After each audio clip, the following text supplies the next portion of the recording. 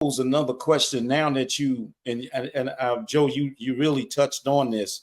Um, Now that the black man sees universal across the country, and for what we are planning on the horizon to happen, um, what do you see the difference in what we're talking about and what has been present in our life for the past 60, 70 years? Um, the indoctrination seems to have gotten stronger. We talk about the power structure. A lot of times we mention it as the white supremacy power structure, but the way that it's designed, it puts us in a position to advocate for their needs over our needs. So a lot of times we are in position, and we have been to our own detriment over a period of 60 years, like you say. Is it because do you think that there's been too much compromise for our agenda and allowing theirs to supersede ours and eventually just fade it out from pushing any sort of black agenda or being uncompromising for a black agenda? Before we even get to agenda, they replaced our value system. Our value system became one in with theirs. We're starting to value the things that in order for you to align with someone's agenda, find out what does he believe in. You replace what he believes in and what you believe in, and now he's on your agenda. Right. So we've been operating in the lost value system, and that's their value system. And in order for us to reverse that, we're going to have to go back to our value system. We have to become more judgmental as we was in days past. We allow too much to go on, especially as black men in the community. We kind of want to keep the peace. So, we have to start pulling back the layers. We have to be a little bit more judgmental in the community. Hey, don't do that. See something, say something. But the value system has changed, and we're seeing a product of that. There's so many layers to this thing, man, and economic, socially, politically, and every sub layer of that. But it all starts with economics, and that's the agenda. That's where we need to address a lot of things, and we're going to need the economics to address that now that it's in play. That hasn't always been a part of our value system, but we're here now in a capitalistic society, and that's what we have to respond to. Brother Deshaun, what's your reaction to that question?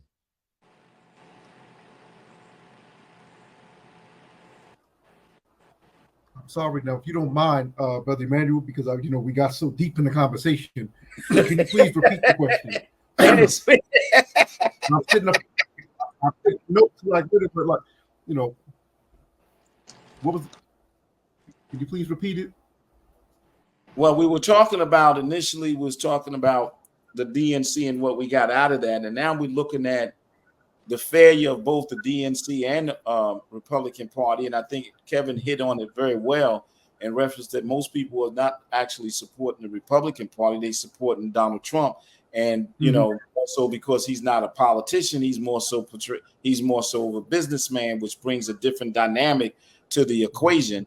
But where do you see in terms of where we're going and what we're talking in comparison to what we've been following over the past 60, 70 years and what we need to do to make that more effective? The majority of my judgment of the black community in America does not want to seek a path to independence, because then we'd be held accountable. Every time I'm at these conventions that are put on by black professional organizations, I'm not going to name them right now, but I've traveled across the country covering these gatherings for quite some time. I've written about it, discussed it, broadcasted about them. And anytime you raise your hand to ask the question about seeking independence, or even if it's not a convention, it's at these gatherings put on by the black bourgeoisie, when you ask the question of independence, people look at you like you're crazy, or there's a dead silence, or there's tremendous pushback.